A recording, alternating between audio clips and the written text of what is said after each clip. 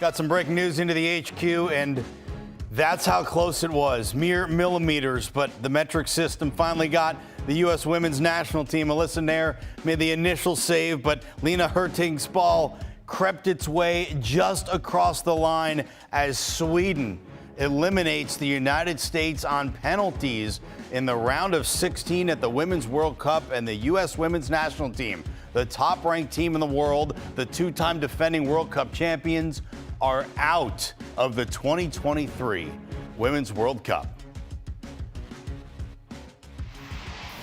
For more on the fall of the U.S. women's national team in Melbourne to Sweden out of the World Cup earlier than any team in U.S. history, we welcome in CBS Sports soccer writer and reporter Sandra Herrera. Sandra, there is a lot to chew on from what went down in Melbourne, but the U.S. actually played maybe their best game of the tournament, and yet they're still out of this thing. What's the first thing that's crossing your mind as you watch this all unfold? Oh, soccer's got to be one of the more cruel sports in the world, honestly. I think you said it best for us when you just touch on their performance overall the whole 90 minutes plus extra time, and even into penalties when we're talking about Alyssa Nair coming up big in certain areas. To kind of save your best for last, it sounds a little bit cliche, but unfortunately, when it comes to this sport, saving your best for last doesn't always lead to the happy ending that you had hoped for. And the team just falls just short on penalties. It's unfortunate. Look, we also saw probably for the last time the likes of Megan Rapinoe in a U.S. women's national team shirt in a World Cup.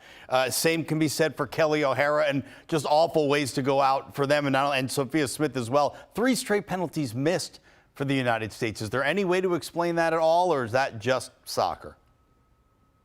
It's a game of inches, and in this case, a game of millimeters. I think it's hearing you repeat some of those names. I mean, you can sort of take a look back on the replay of some of those penalty kicks, and it's the veterans that end up falling short of converting those penalty kicks. And I'm sure that's going to sit with them for a very, very long time. It's a little bit different when you're maybe looking at a young talent like Sophia Smith, who misses in a big moment, and you have the feeling that this is a player that's going to be around for quite some time with this national team. But to no longer have Megan Rapinoe, to no longer have Kelly O'Hara moving forward, you have one that did announce their retirement and one who is maybe a question mark. But I think that also weighs kind of heavily on the team as well. Who is going to be the player that is going to step up moving forward? And it's going to be these young players in the future. Look, and a lot of them, Naomi Girma, I think, announced herself to the world in this game, who didn't put a foot wrong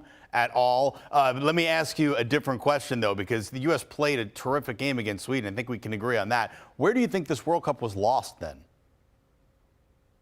Oh gosh, I think we really saw it come in this actual match. You see some players who looked a little bit gassed, right? Kind of going into not even just the extra time, but towards the end of regulation. Emily Fox getting consecutive starts over the course of the group stage, along with a player and Sophia Smith as well. I think lack of rotations is going to come into play moving forward. And I think when we look back on this window of time, maybe you could have shown a little bit more confidence in this very deep bench that the coaching staff selected. And yes, a lot of first-time World Cup players, but you chose those players to come and essentially compete, and to have not maybe relied on them a little bit more in some of those group phases might have come back and bit them a little bit. Do you think this is the last we've seen of Blackout as the manager of the U.S. women's national team? Well, the way the contracts runs, it was always going to be until the 2023 World Cup. I think, honestly, whether they had gone out and won it all or get knocked out here in the round of 16, that this was going to be the final hurrah for Blackout. And now moving forward with this team, you mentioned the young players that are, and Sophia Smith, who missed a penalty, she's one of those young players. I mentioned another one, Naomi Girma. How bright is the future for women's soccer in the United States? How big of a setback is this? And what's in the pipeline for the U.S. women moving forward?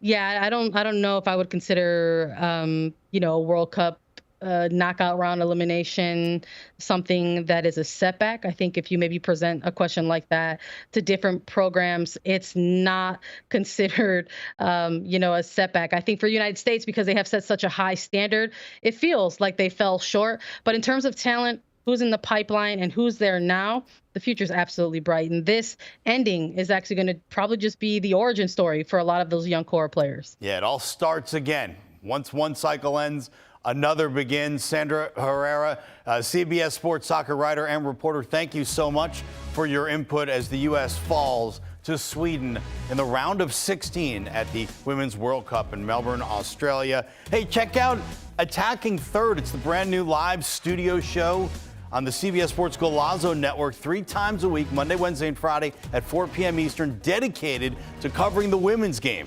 domestically and internationally. It's Attacking Third, Monday, Wednesday, and Friday, 4 p.m. Eastern on the Golazo Network.